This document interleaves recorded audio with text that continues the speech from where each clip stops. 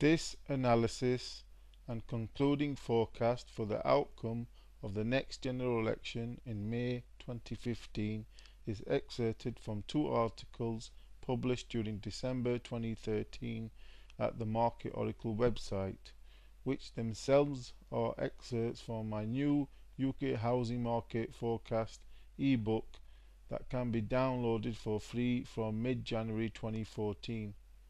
Also remember to subscribe to this channel and my free newsletter to be in receipt of regular updates.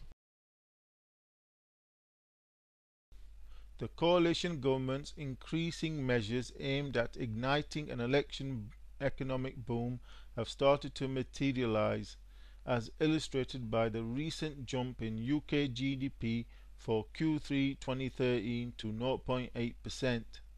Measures such as George Osborne's March announcement of the Help to Buy scheme that in my opinion will create a UK subprime housing bubble. Help to Buy has two components. First, we're going to commit £3.5 billion of capital spending over the next 3 years to shared equity loans. From the beginning of next month, we will offer an equity loan worth up to 20% of the value of a new built home to anyone looking to move up the housing ladder. You put down a 5% deposit from your savings and the government will loan you a further 20%. The loan is interest-free for the first 5 years. It is repaid when the home is sold. Previous help was only available to those who were first-time buyers and who had family incomes below £60,000. Now help is available to all buyers of newly built homes on all incomes, available to anyone looking to get on or move up the housing ladder. And the only constraint will be that the home can't be worth more than £600,000, but this covers well over 90% of all homes.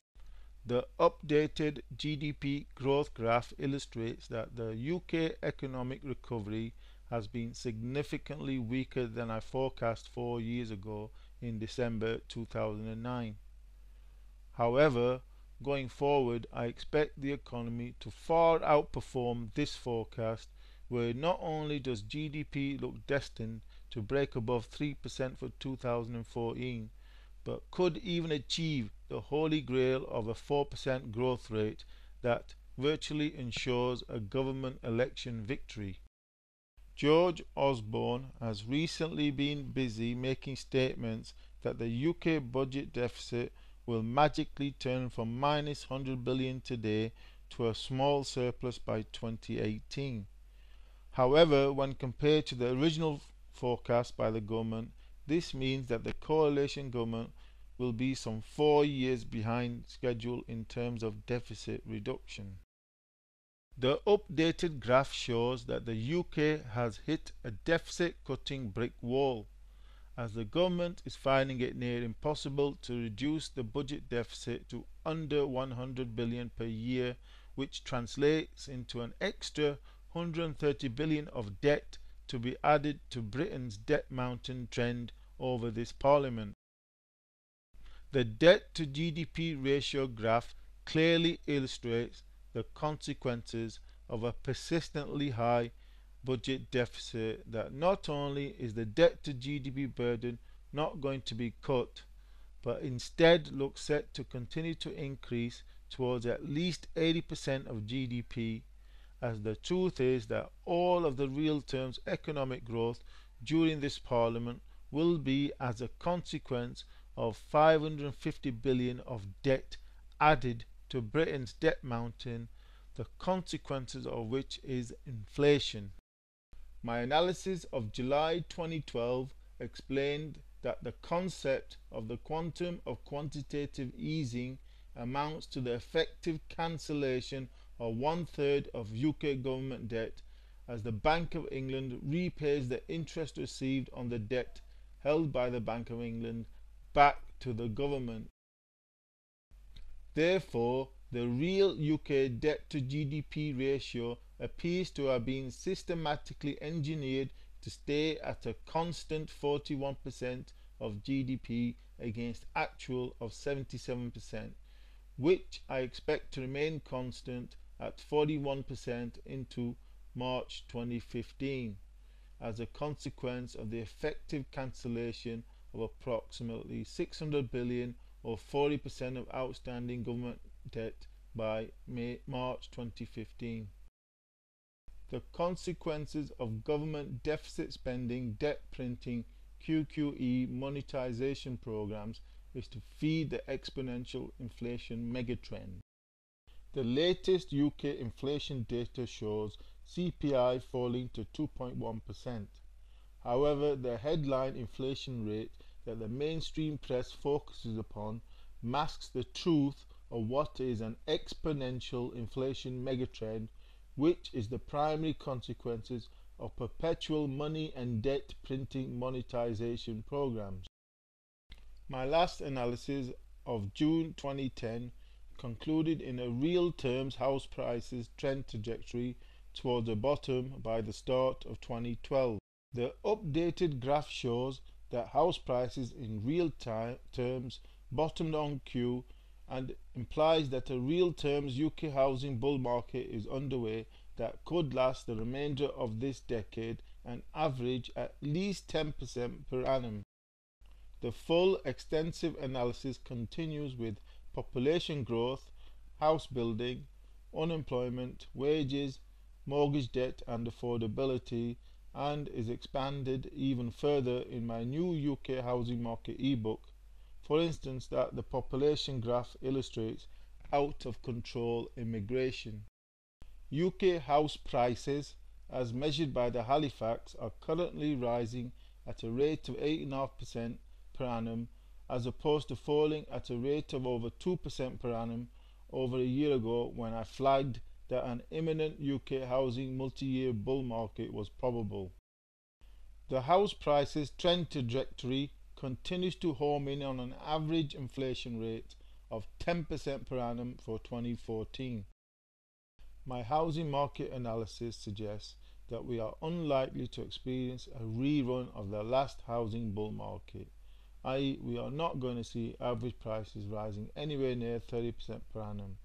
Instead, we are likely to see prices oscillate around 10% per annum, which translates into an acceleration beyond 10% into the May 2015 general election, followed by a sharp slowdown during 2016 that will lay the ground for the next surge higher during 2017 and 18. Therefore, in conclusion, my UK house prices forecast is for the Halifax non-seasonally adjusted house prices index to target a trend to an average price of £270,600 by the end of 2018, which represents a 55% price rise on the most recent Halifax prices data of £174,671 for November. Again, note that this analysis in this video is merely an excerpt from the total analysis in arriving at this trend forecast, so do refer to my UK housing market ebook, which will be available for free download from the middle of January 2014. Recent opinion polls put Labour 6 points ahead of the Conservatives, which would translate in a Labour election victory.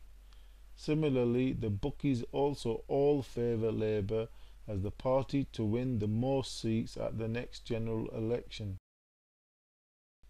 However, what the opinion pollsters, bookies and mainstream media commentators fail to grasp is the likely impact of an accelerating UK housing market momentum on a general election that is near 18 months away. As this graph illustrates the impact of UK house price trends on general election results over the past 30 years. The key point is that the trend and strength of housing market momentum during the 2 years in the run-up to each general election is a good indicator for the probable outcome in terms of whether the government or opposition party will win, and the likely size of the majority. Taking a more conservative house price inflation rate of 8.5% would imply that the window for an outright Labour election victory has already ended as of July 2013. An election held today would result in a coalition government with a majority of about 35 seats, and that the window of opportunity for a coalition government ends by mid-2014, after which there is an increasing probability for a Conservative outright majority. Therefore, in conclusion, a May 2015 general election would result in a Conservative overall majority of about 30 seats. Do read the full analysis for the political strategies that the various parties may employ in the run-up to the next general election as they try to skew the results in their favour. Also remember to subscribe to this YouTube channel and my free Market Oracle newsletter for updates during 2014.